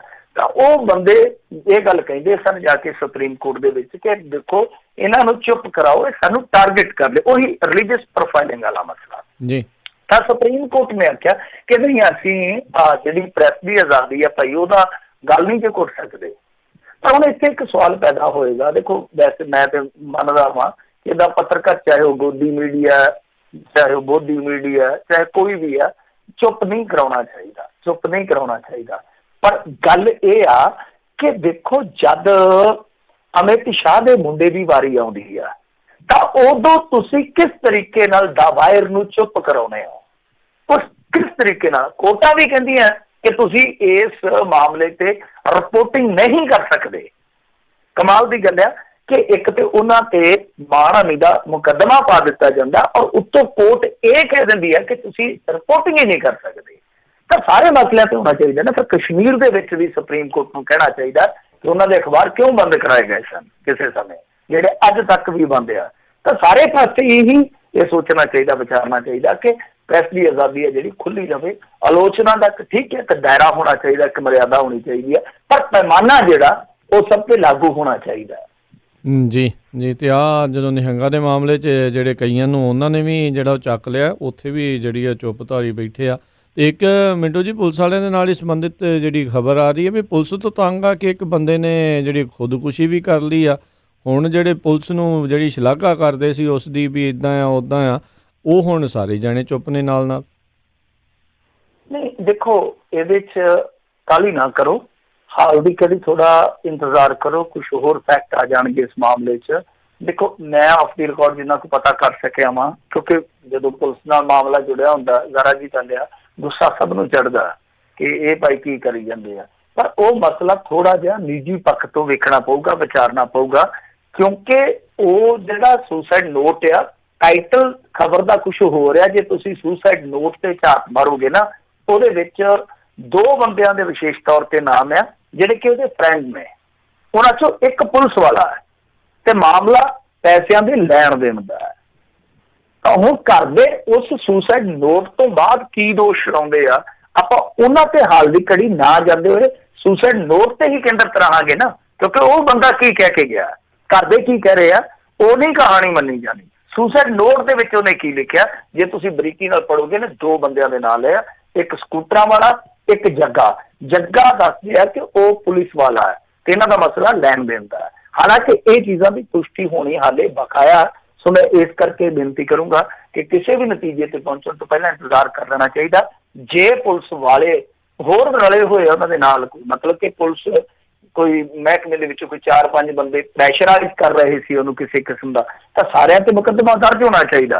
ਖੁਦਕੁਸ਼ੀ ਲਈ ਮਜਬੂਰ ਕਰਨ ਵਾਲਾ ਜਿਹੜਾ ਧਾਰਾ ਲੱਗਦੀ ਆ, ਉਹ ਲੱਗਣੀ ਚਾਹੀਦੀ ਆ। ਕੋਈ ਐਸੀ ਗੱਲ ਨਹੀਂ ਹੈਗੀ ਕਿ ਸਾਰੇ ਇੱਥੇ ਪੁਲਿਸ ਦੇ ਹੱਕ 'ਚ ਖਲੋ ਗਏ ਆ ਨਿਹੰਗਾਂ ਵਾਲੇ ਮਾਮਲੇ ਤੋਂ ਵੱਧ। ਨਹੀਂ, ਲੋਕ ਪੁਲਿਸ ਨੂੰ ਵੀ ਨਿੰਦਦੇ ਆ ਜਿੱਥੇ ਜ਼ਰੂਰਤ ਹੁੰਦੀ ਆ, ਪਰ ਹਾਲ ਦੀ ਘੜੀ ਸਾਰੇ ਫੈਕਟ ਜਿਹੜੇ ਆ ਕਲੀਅਰ ਹੋਣੇ ਚਾਹੀਦੇ ਆ। ਬਾਕੀ ਜਿਹੜਿਆਂ ਨੇ ਖਬਰ ਲਾਈ ਹੈ ਨਾ, ਉਹਨਾਂ ਨੇ ਕੱਲ ਇੱਕ ਸਾਡੇ ਮਿੱਤਰ ਨੂੰ ਜਿਉਂਦਿਆਂ ਨੂੰ ਮਾਰ ਦਿੱਤਾ ਸੀ ਉਸੇ ਨਿਊਜ਼ ਪੋਰਟਲ ਨੇ। ਜੀ ਜੀ, ਅਗਲੀ ਜਿਹੜੀ ਗੱਲ ਕਰਦੇ ਮਿੰਟੂ ਜੀ, ਕਹਿੰਦੇ ਪੰਜਾਬ ਦੇ ਵਿੱਚ ਵੀ ਨਾਲ ਦੇ ਨਾਲ ਕਰਫਿਊ ਜਿਹੜਾ ਉਸ ਦੇ ਵਿੱਚ ਵਾਧਾ ਹੋ ਗਿਆ। ਹਾਂ ਦੇਖੋ, ਪੰਜਾਬ ਦੇ ਵਿੱਚ ਵੀ ਕਰਫਿਊ ਜਿਹੜਾ ਵਧਣਾ ਸੀਗਾ ਉਹ ਤੈਅ ਸੀਗਾ, ਕਿਉਂਕਿ ਇਹ ਤੇ ਕਾਲੇ ਹੀ ਆ, ਪਹਿਲਾਂ ਹੀ ਇਹ ਤਾਂ ਕਾਲੇ ਸੀਗੇ ਕਿ ਅਸੀਂ ਤਾਂ ਲਾ ਹੀ ਦੇਣਾ ਕਰਫਿਊ। ਇਹਨਾਂ ਨੇ ਤਾਂ ਪਹਿਲਾਂ ਹੀ ਵਧਾ ਦਿੱਤਾ ਸੀਗਾ ਕਿ ਚੱਕੋ ਬਈ ਅਸੀਂ ਲਾਕਡਾਊਨ ਦੀ, ਤਾਂ ਇਹਨਾਂ ਨੇ ਕਿ ਵੇਟ ਹੀ ਨਹੀਂ ਕੀਤੀ ਕਿ 14 ਨੂੰ ਕਰਨਾ। ਹੁਣ ਦੇਖੋ ਕਿੱਡਾ ਗੱਲ, ਜਿੱਦਾਂ ਕਹੀਏ ਕਿ ਤੱਤਾ ਕਾਲਾ ਸਾਡਾ CM ਆ, ਕਿ 14 ਨੂੰ ਤੁਸੀਂ ਰੱਖ ਲੈਂਦੇ, 14 ਨੂੰ ਆਪਦਾ ਫੈਸਲਾ ਨਵਾਂ ਬਣਾ ਲੈਂਦੇ। ਇਹਨਾਂ ਨੇ ਚੱਕ ਕੇ ਪਹਿਲਾਂ ਹੀ ਕਰ ਦਿੱਤਾ ਕਿ ਅਸੀਂ ਜੀ 1 ਮਈ ਤੱਕ। ਹੁਣ ਉਹਨਾਂ ਨੇ ਲਾਕਡਾਊਨ ਜਿਹੜਾ ਵਧਾ ਦਿੱਤਾ 3 ਤੱਕ, ਤਾਂ ਤੁਸੀਂ ਫਿਰ ਉਹਨਾਂ ਤੋਂ ਉਲਟ ਤੇ ਜਾ ਹੀ ਨਹੀਂ ਸਕਦੇ। ਸਮਝਦੇ ਹੋ ਨਾ ਕਿ PM ਦਾ ਜਿਹੜਾ ਇਸ ਵੇਲੇ ਹੁਕਮ ਆ, ਚਾਹੇ ਉਹ ਅਪੀਲ ਹੈ, ਚਾਹੇ ਸੰਦੇਸ਼ ਹੈ, ਕੁਛ ਵੀ ਹੈ, ਉਹਦੇ ਉਲਟ ਤਾਂ ਤੁਸੀਂ ਜਾਣਾ ਹੀ ਨਹੀਂ ਆ। ਤਾਂ ਫਿਰ ਤੁਸੀਂ ਇੰਤਜ਼ਾਰ ਕਰ ਲੈਂਦੇ ਕਿ ਹਾਂ ਭਾਈ 14 ਤਰੀਕ ਨੂੰ ਅਸੀਂ ਦੁਬਾਰਾ ਰਿਵਿਊ ਕਰਾਂਗੇ ਕਿ ਉੱਤੋਂ ਫੈਸਲਾ ਕੀ ਆਉਂਦਾ, ਸਾਡਾ ਸਟੇਟ ਦਾ ਫੈਸਲਾ ਕੀ ਬਣੂਗਾ। ਸੋ ਚਲੋ ਚੰਗੀ ਗੱਲ ਹੈ, ਮਾੜੀ ਗੱਲ ਨਹੀਂ ਹੈ, ਪਰ ਇਹਦੇ ਵਿੱਚ ਕੀ ਆ ਕਿ ਪੰਜਾਬ ਦੇ ਵਿੱਚ ਤੇ ਹੁਣ ਖੁੱਲ੍ਹ ਕਰਨੀ ਪੈਣੀ ਹੈ ਰਾਜ ਕਰਨਵੀਰ ਸਿੰਘ ਜੀ। ਜੇ ਦਾਣਾ ਪੱਕਾ ਸਾਂਭਣਾ ਵਾ ਤੇ ਫਿਰ ਬਹੁਤ ਸਾਰੀਆਂ ਛੋਟਾਂ ਦੇਣੀਆਂ ਪੈਣਗੀਆਂ। ਲੋਕ ਨਿਕਲ ਆਏ ਆ ਵੈਸੇ ਖੇਤਰਾਂ 'ਚ, ਹੁਣ ਤੁਸੀਂ ਦੇਖੋਗੇ ਖੇਤਾਂ ਦੇ ਵਿੱਚ ਰੌਣਕ ਹੈਗੀ ਆ, ਠੀਕ ਹੈ, ਲੋਕ ਰਹੇ ਆ, ਔਰ ਬਚਾਅ ਰੱਖਣਾ ਚਾਹੀਦਾ ਉਸ ਤਰ੍ਹਾਂ। ਵੈਸੇ ਮੈਂ ਜਿਵੇਂ ਕਹਿ ਰਿਹਾ ਕਿ ਪੰਜਾਬ ਜਿਹੜਾ ਹਾਲ ਦੀ ਘੜੀ ਬਹੁਤ ਵਧੀਆ ਥਾਂ ਤੇ ਆ, ਜੇ ਕੋਈ ਬਹੁਤ ਵੱਡੀ ਲਾਪਰਵਾਹੀ ਨਾ ਹੋਵੇ ਪ੍ਰਸ਼ਾਸਨ ਵੱਲੋਂ ਜਾਂ ਲੋਕਾਂ ਵੱਲੋਂ। ਲਾਪਰਵਾਹੀ ਕੋਈ ਵੀ ਕਰ ਸਕਦਾ, ਪ੍ਰਸ਼ਾਸਕੀ ਬੰਦਾ ਵੀ ਕਰ ਸਕਦਾ, ਸਮਾਜੀ ਇਨਸਾਨ ਵੀ ਕਰ ਸਕਦਾ। ਤਾਂ ਬਹਿਰਾ ਜੋ ਹੋਰ ਇਹਨਾਂ ਨੇ ਗੱਲਾਂ ਕਹੀਆਂ ਨੇ ਉਹ ਇਹ ਆ ਕਿ ਪੰਜਾਬ ਸਰਕਾਰ ਹੁਣ ਪੁਲਿਸ ਜਵਾਨਾਂ ਨੂੰ ਵੀ PPE ਕਿੱਟਾਂ ਦੇਵੇਗੀ। ਨਾਲ ਇਹਨਾਂ ਨੇ ਕਿਹਾ ਕਿ ਪੁਲਿਸ ਸਵੈ ਇੱਛਾ ਨਾਲ ਕਰ ਰਹੀ ਹੈ ਰਾਹਤ ਕਾਰਜ।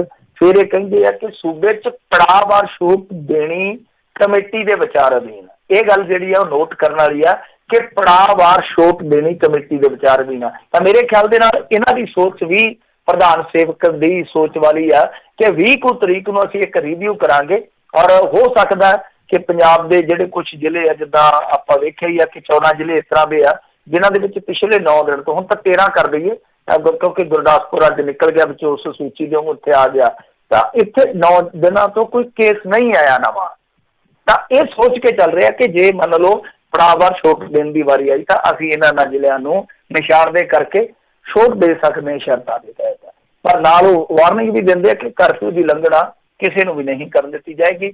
ਇੱਕ ਵੱਡਾ ਭਰੋਸਾ ਉਹਨਾਂ ਨੇ ਇਹ ਦਿੱਤਾ ਕਿ ਸਰਕਾਰੀ ਕਰਮਚਾਰੀਆਂ ਦੀ ਤਨਖਾਹ ਉੱਤੇ ਕਿਸੇ ਕਿਸਮ ਦੀ ਕਟੌਤੀ ਨਹੀਂ ਕੀਤੀ ਜਾਊਗੀ। ਸੋ ਇਹ ਇਹਨਾਂ ਦੇ ਵੱਡੇ ਐਲਾਨ ਆ। ਤੇ ਦੂਜੀ ਗੱਲ ਹੈ ਜਿਹੜੀ ਕਰਫਿਊ 'ਚ ਤਾਂ ਠੀਕ ਹੈ, ਇਹਨਾਂ ਨੇ ਵਾਅਦਾ ਕਰ ਦਿੱਤਾ ਕਿ 1 ਤੋਂ ਬਾਅਦ ਹੁਣ ਇਹਨਾਂ 3 ਤੱਕ ਕਰ ਦਿੱਤਾ ਕਿ 3 ਮਈ ਤੱਕ ਰਹੂਗਾ, ਠੀਕ ਆ। ਪਰ ਸਭ ਤੋਂ ਵੱਡੀ ਗੱਲ ਹੈ ਇਸ ਵੇਲੇ, ਜਾਂ ਜਿਹੜਾ ਸਭ ਤੋਂ ਵੱਡਾ ਤੌਖਲਾ ਹੈ ਇਸ ਵੇਲੇ, ਉਹ ਇਹ ਆ ਕਿ ਇੱਕ ਤੇ ਮੌਸਮ ਪੰਜਾਬ ਦਾ ਇਸ ਵਾਰੀ ਇਸ ਤਰ੍ਹਾਂ ਦਾ ਹੈ ਕਿ ਅਪ੍ਰੈਲ ਤੇ ਮਈ ਦੱਸਦੇ ਕਿ ਬਹੁਤ ਅੱਗੇ ਨਾਲੋਂ, ਆਮ ਨਾਲੋਂ ਬਹੁਤ ਅੱਡ ਰਹਿਣ ਦੇ, ਜੁਦਾ ਰਹਿਣ ਦੇ ਇਮਕਾਨ ਆ। ਮਤਲਬ ਕਿ ਥੋੜੇ ਠੰਡੇ ਚੱਲਣਗੇ। ਇੱਕ ਤੇ ਆ ਕਿ ਕਣਕ 15-20 ਦਿਨ ਪਹਿਲਾਂ ਹੀ ਲੇਟ ਹੋਈ ਪਈ ਆ। ਬੱਦਲ ਫੇਰ ਅੱਜ ਬਣ ਗਏ ਆ। ਜੇ ਮੰਨ ਲਓ ਖੁਦਾ ਨਾ ਖਾਸਤਾ ਕਿ ਕੋਈ ਮੌਸਮ ਕੋਈ ਕਰ ਜਾਂਦਾ ਹੇਰ ਫੇਰ, ਵਰ ਜਾਂਦਾ, ਗਿੱਲੀਆਂ ਕਣਕਾਂ ਹੋ ਜਾਂਦੀਆਂ, ਸਿੱਲੀਆਂ ਹੋ ਜਾਂਦੀਆਂ, ਤੇ ਇਹ ਤੇ ਮਾਮਲਾ ਗਿਆ 22 ਤਰੀਕ। ਤੇ ਇਹਨਾਂ ਦੀ ਜਿਹੜੀ ਖਰੀਦ ਪ੍ਰਕਿਰਿਆ, ਜੇ ਉਹ ਹੌਲੀ ਹੌਲੀ ਚੱਲਦੀ ਹੈ, ਜਿਸ ਤਰ੍ਹਾਂ ਇਹ ਸੋਚ ਕੇ ਚੱਲ ਰਹੇ ਆ, ਜੋ ਇਹਨਾਂ ਦਾ ਪੈਟਰਨ ਹੈ ਹੁਣ ਤੱਕ ਦਾ ਸਾਹਮਣੇ, ਤਾਂ ਫਿਰ ਤੇ ਸਾਰਾ ਜਿਹੜਾ ਜੂਨ ਆ ਉਹ ਵੀ ਇਸੇ ਤਰ੍ਹਾਂ ਹੀ ਲੰਘ ਜਾਏਗਾ। ਸੋ ਇਹ ਇੱਕ ਬਹੁਤ ਵੱਡਾ ਚੈਲੰਜ ਹੈ। ਚਲੋ ਕਰਫਿਊ ਤਾਂ ਇਹਨਾਂ ਨੇ ਵਧਾਇਆ, ਇਹ ਠੀਕ ਆ, ਪਰ ਕਰਫਿਊ ਦੇ ਵਿੱਚ ਕਣਕ ਦੀ ਜਿਹੜੀ ਪ੍ਰੋਕਿਉਰਮੈਂਟ ਹੈ ਉਹ ਵੇਖਣੀ ਪਊਗੀ। ਦੂਜੀ ਗੱਲ ਇਹ ਆ ਕਿ ਕੋਈ ਉਹ ਜਿਹੜੀ ਪਟਿਆਲਾ ਵਰਗੀ ਘਟਨਾ ਵਾਪਰੀ ਹੈ ਉਹ ਅੱਗੇ ਨਾ ਵਾਪਰੇ, ਕਿਉਂਕਿ ਹੁਣ ਲੋਕ ਬਾਹਰ ਨਿਕਲਣਗੇ, ਪੁਲਿਸ ਵੀ ਜਿਹੜੀ ਆ ਉਹ ਸੜਕਾਂ ਤੇ ਹੈ। ਜੇ ਕਿਤੇ ਇੱਧਰ ਉੱਧਰ ਕੋਈ ਟਕਰਾਅ ਹੋਰ ਹੋ ਜਾਂਦਾ ਤਾਂ ਮੁਸ਼ਕਲ ਹੋ ਜਾਏਗੀ। ਇਹ ਸੋਚਣਾ ਪਏਗਾ। ਤੁਸੀਂ ਕਹਿੰਦੇ ਕਿ ਕਰਫਿਊ ਦਾ ਉਲੰਘਣ ਨਹੀਂ ਕਰਨ ਦੇਵਾਂਗੇ, ਪਰ ਗੱਲ ਇਹ ਆ ਕਿ ਹੁਣ ਅੱਧੇ ਪੰਜਾਬ ਨੂੰ ਘਰਾਂ ਤੋਂ ਬਾਹਰ ਨਿਕਲਣਾ ਹੀ ਪਊਗਾ। ਅੱਧਾ ਕੀ, ਮੇਰੇ ਖਿਆਲ ਦੇ ਨਾਲ ਤਾਂ ਪੌਣਾ ਪੰਜਾਬ ਕਹੋ। ਜੀ ਜੀ। ਅਗਲੀ ਜਿਹੜੀ ਗੱਲ ਕਰਦੇ ਹਾਂ, ਕਹਿੰਦੇ ਵੀ ਕਿਸਾਨ ਮਜ਼ਦੂਰ ਜਥੇਬੰਦੀ ਵੱਲੋਂ ਪੰਜਾਬ ਵਿੱਚ ਰੋਸ ਮੁਜ਼ਾਹਰੇ ਕਰਨ ਦਾ ਐਲਾਨ ਤੇ ਕਰਫਿਊ ਦੇ ਨਾਲ ਮਿਲ ਕੇ ਦੇਖਿਆ ਜਾਵੇ ਤਾਂ ਹੋ ਸਕਣਗੇ? ਨਹੀਂ, ਮੇਰੇ ਖਿਆਲ ਦੇ ਨਾਲ ਐਸਾ ਪੋਸੀਬਲ ਵੀ ਨਹੀਂ ਲੱਗਦਾ ਤੇ ਐਸਾ ਕਰਨਾ ਵੀ ਨਹੀਂ ਚਾਹੀਦਾ। ਰਾਜ ਕਰਨਵੀਰ ਸਿੰਘ ਜੀ, ਠੀਕ ਆ ਕਿ ਜਿੱਦਾਂ ਆਪਾਂ ਕਿਹਾ, ਕਿਸਾਨਾਂ ਦੀ ਇਸ ਵੇਲੇ ਬਹੁਤ ਵੱਡੀ ਮੁਸ਼ਕਲ ਆ, ਬਹੁਤ ਵੱਡੀ ਦੁਵਿਧਾ ਆ, ਕਿਉਂਕਿ ਕੱਲ ਤੋਂ ਖਰੀਦ ਸ਼ੁਰੂ ਹੋਣੀ ਆ। ਆਪਾਂ ਨੂੰ ਚਲੋ ਇੰਤਜ਼ਾਰ ਕਰ ਲੈਣਾ ਚਾਹੀਦਾ, ਆਪਾਂ ਨਸੀਬੀ ਇਹਨਾਂ ਦੀ ਕਰਾਂਗੇ, ਜਿੱਥੇ ਵੀ ਇਹ ਫੇਲੀਅਰ ਵਿਖਾਉਣਗੇ ਹਾਲੇ ਇਹਨਾਂ ਨੂੰ ਮੌਕਾ ਦੇਣਾ ਚਾਹੀਦਾ ਸਵੇਰ ਤੋਂ ਜਦੋਂ ਖਰੀਦ ਸ਼ੁਰੂ ਹੋਊਗੀ ਕਿ ਇਹਨਾਂ ਦੇ ਪ੍ਰਬੰਧ ਕਿਸ ਤਰ੍ਹਾਂ ਦੇ ਆ। ਪਰ ਗੱਲ ਇਹ ਆ ਕਿ ਸਾਨੂੰ ਵੀ ਥੋੜਾ ਜਿਹਾ ਹੁਣ ਸੋਚਣਾ ਪਵੇਗਾ ਨਾ। ਜਥੇਬੰਦੀਆਂ ਦਾ ਠੀਕ ਆ ਕਿ ਉਹਨਾਂ ਦਾ ਵਿਰੋਧ ਕਰਨ ਦਾ ਹੱਕ ਆ, ਪਰ ਤੁਸੀਂ ਮੌਕਾ ਤਾਂ ਦੇਖੋ ਨਾ ਕਿ ਕਿੱਥੋਂ। ਹੁਣ ਜਦੋਂ ਖਬਰ ਇਹ ਲਵਾ ਰਹੇ ਆ, ਖਬਰ ਅੰਮ੍ਰਿਤਸਰ ਤੋਂ ਲੱਗੀ ਆ, ਜਿਹੜੀ ਇਹਨਾਂ ਦੀ 5-7 ਬੰਦਿਆਂ ਦੀ ਮੀਟਿੰਗ ਹੋਈ ਆ, ਉਹ ਖਬਰ ਦੇ ਵਿੱਚ ਕਲੀਅਰ ਹੀ ਨਹੀਂ ਕੀਤਾ ਕਿ ਕਿੱਥੇ ਹੋਈ ਆ। ਕਹਿੰਦੇ ਅਣਦੱਸੀ ਥਾਂ ਤੇ।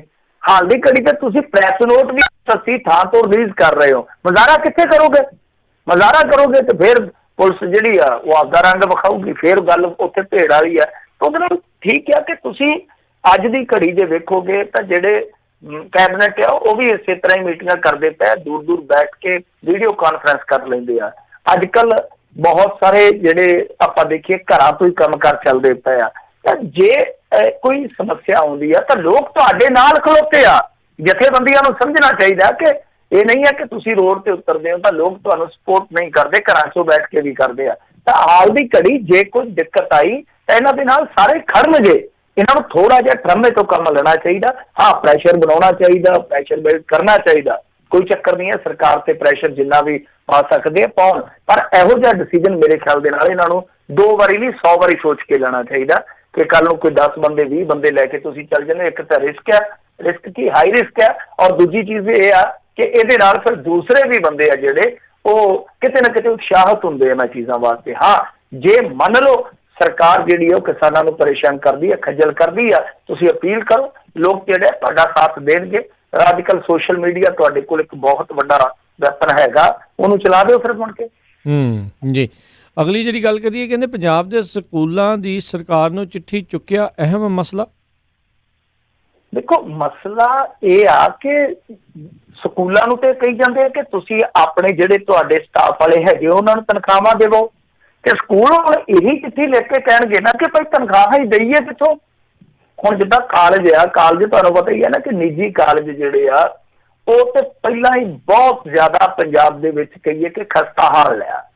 ਪਰ ਕੁਝ ਕਾਲਜ ਤੇ ਬੰਦ ਕਰ ਗਏ, ਜਿਨ੍ਹਾਂ ਦੇ ਲੋਨ ਸੀਗੇ ਉਹ NPA ਹੋ ਗਏ। ਬਹੁਤ ਬੁਰੀ ਹਾਲਤ ਹੋਈ ਕਿਉਂਕਿ ਆਪਣੇ ਮੁੰਡੇ ਜਿਹੜੇ ਸੀਗੇ, ਕੁੜੀਆਂ ਸੀ, ਪਾੜੇ ਜਿਹੜੇ, ਉਹ ਇੱਥੋਂ 12ਵੀਂ ਕਰਕੇ ਤੇ ਉਹ ਲੈਂਦੇ ਆ ਬੈਂਡ ਸ਼ੈਂਡ ਜਿਹੜੇ ਹੁੰਦੇ ਆ ਕਿ ਉਹਨੂੰ ਕਰਾਉਂਦੇ ਆ ਆਈਲੈਟਸ ਕਰਕੇ ਬਾਹਰ ਟੱਪ ਜਾਂਦੇ ਆ। ਤੇ ਕਾਲਜ ਵਿਚਾਰੇ ਖਾਲੀ ਖੜਕਦੇ ਫਿਰਦੇ ਆ ਸਰਕਾਰੀ ਖਜ਼ਾਨੇ ਵਾਂਗੂ। ਤਾਂ ਉਹਨਾਂ ਦਾ ਵੀ ਬੁਰਾ ਹਾਲ ਹੈ। ਜੇ ਹੁਣ ਤੁਸੀਂ ਕਹੋ ਉਹਨਾਂ ਕਾਲਜ ਵਾਲਿਆਂ ਨੂੰ ਜਿਹੜੇ ਪਹਿਲਾਂ ਹੀ ਰੋਂਦੇ ਸੀ ਕਿ ਤੁਹਾਡੀ ਜਾਨ ਨੂੰ ਕਿ ਭਾਈ ਸਾਡਾ ਬਕਾਇਆ ਰਿਲੀਜ਼ ਕਰੋ, ਬਕਾਇਆ ਰਿਲੀਜ਼ ਕਰੋ, ਜੇ ਹੁਣ ਉਹਨਾਂ ਨੂੰ ਕਹੋਗੇ ਕਿ ਹਾਂ ਭਾਈ ਬਿਨਾਂ ਸਟੂਡੈਂਟਾਂ ਦੀ ਜਿਹੜੀ ਤੁਹਾਡੀ ਆਮਦਨ ਆ ਉਹਦੇ ਤੋਂ ਤੁਸੀਂ ਤਨਖਾਹਾਂ ਦਿਓ, ਤਾਂ ਉਹ ਇੱਕ ਸਵਾਲ ਜ਼ਰੂਰ ਕਰਨਗੇ ਕਿ ਅਸੀਂ ਕਿੱਥੋਂ ਲਿਆਈਏ, ਕਿਉਂਕਿ ਸਾਡੇ ਤਾਂ ਕਾਲਜ ਬੰਦ ਆ। ਹੁਣ ਸਕੂਲਾਂ ਵਾਲੇ ਵੀ ਫਿਰ ਕਹਿਣਗੇ ਕਿ ਅਸੀਂ ਤਨਖਾਹਾਂ ਕਿੱਥੋਂ ਦਈਏ। ਹਾਂ, ਉਹਨਾਂ ਦੀ ਬੈਲੈਂਸ ਸ਼ੀਟ ਵੇਖ ਲੈਣੀ ਚਾਹੀਦੀ ਹੈ ਕਿ ਕਿਹੜਾ ਸਕੂਲ ਹੈ ਜਿਹੜਾ ਅਫੋਰਡ ਕਰਦਾ, ਕਿਹੜਾ ਸਕੂਲ ਹੈ ਜਿਹੜਾ ਉਹ ਆਈ ਚਲਾਈ ਚਲਾਉਂਦਾ। ਹੁਣ ਇਹ ਵੀ ਤਾਂ ਦੋ ਵੱਡੇ ਫਰਕ ਹੈ ਨਾ। ਤੇ ਇੱਕ ਸਕੂਲ ਤਾਂ ਇਸ ਤਰ੍ਹਾਂ ਦਾ ਹੈ ਜਿਹਦਾ ਕੋਈ ਟਰਨਓਵਰ ਜਿਹੜਾ ਉਹ ਕੋਈ ਕਰੋੜ 2 ਕਰੋੜ ਹੋਊਗਾ, ਤੇ ਇੱਕ ਉਹ ਵੀ ਆ ਜਿਹੜਾ ਹੋ ਸਕਦਾ ਹੈ ਕਿ ਜਿੰਨਾ ਕੁ ਆਇਆ ਉਹਨਾਂ ਕੁ ਵੰਡ ਦਿੱਤਾ। ਮਤਲਬ ਕਿ ਸੇਵਾ ਭਾਵ ਨਾਲ ਵੀ ਚਲਾਉਣ ਵਾਲੇ ਕੁਛ ਲੋਕ ਹੈਗੇ ਜਿਹੜੇ ਬਹੁਤੀ ਕਮਾਈ ਨਹੀਂ ਕਰਦੇ, ਤਾਂ ਉਹਨਾਂ ਵਾਸਤੇ ਔਖਾ ਹੋ ਜਾਏਗਾ। ਸੋ ਇਹ ਸਮੱਸਿਆ ਦਾ ਹੱਲ ਹੈ ਜਿਹੜਾ ਉਹ ਕਰਨਾ ਪਊਗਾ।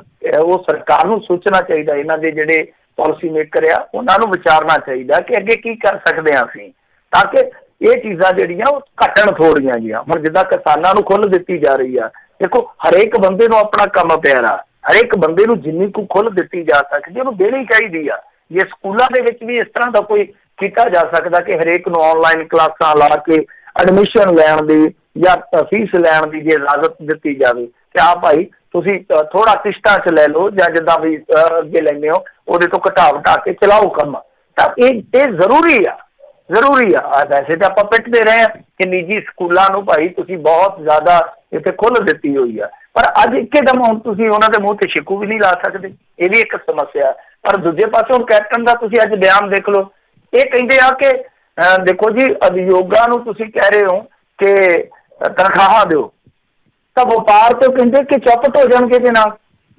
ਮਤਲਬ ਕਿ ਦਿਵਾਲੀਆ ਹੋ ਜਾਣਗੇ।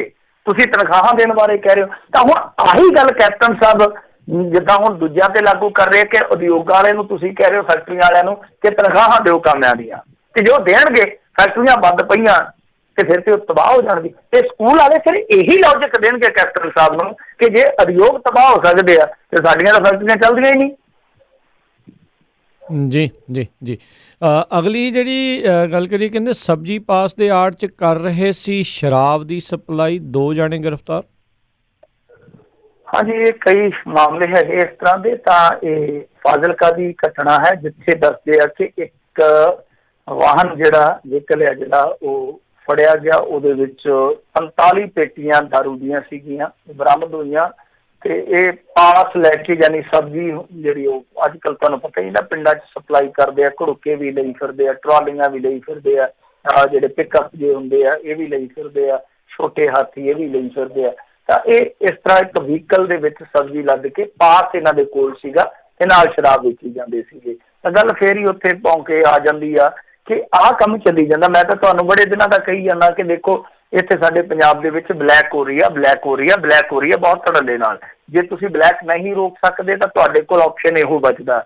ਮੁਹਾਲੀ ਦੇ ਵਿੱਚ ਵੀ ਅੱਜ ਮੈਂ ਚਰਚਾ ਸੁਣੀ ਹੈ ਕਿ ਹੋ ਸਕਦਾ ਉੱਥੇ 3 ਘੰਟੇ ਸਵੇਰੇ 3 ਘੰਟੇ ਸ਼ਾਮ ਨੂੰ ਠੇਕੇ ਖੋਲ੍ਹਣ, ਪਰ ਜੇ ਤੁਸੀਂ ਠੇਕੇ ਨਹੀਂ ਖੋਲ੍ਹਣੇ ਨਾ ਖੋਲ੍ਹੋ, ਕੋਈ ਚੱਕਰ ਨਹੀਂ ਹੈਗਾ। ਜੇ ਤੁਹਾਨੂੰ ਲੱਗਦਾ ਕਿ ਤੁਸੀਂ ਇਹ ਸਾਰੀਆਂ ਚੀਜ਼ਾਂ ਠੀਕ ਕਰ ਸਕਦੇ ਹੋ, ਬਟ ਗੱਲ ਇਹ ਆ ਕਿ ਤੁਸੀਂ ਬਲੈਕ ਤੇ ਫਿਰ ਰੁਕਵਾਓ ਨਾ, ਬਲੈਕ ਰੁਕਵਾਓ। ਤਾਂ ਇਸ ਤਰ੍ਹਾਂ ਦੇ ਜਿਹੜੇ ਪਾਸ ਵੀ ਦਿੱਤੇ ਜਾ ਰਹੇ ਉਹ ਵੀ ਤੁਹਾਨੂੰ ਸੋਚਣਾ ਪਊਗਾ ਕਿ ਜਿਹੜੇ ਲੋੜਵੰਦ ਆ, ਅਸਲ ਲੋੜਵੰਦ ਆ, ਉਹ ਤੇ ਦੋਸ਼ ਲਾਉਂਦੇ ਆ ਕਿ ਸਾਨੂੰ ਪਾਸ ਦਿੰਦੇ ਹੀ ਨਹੀਂ ਹੈ।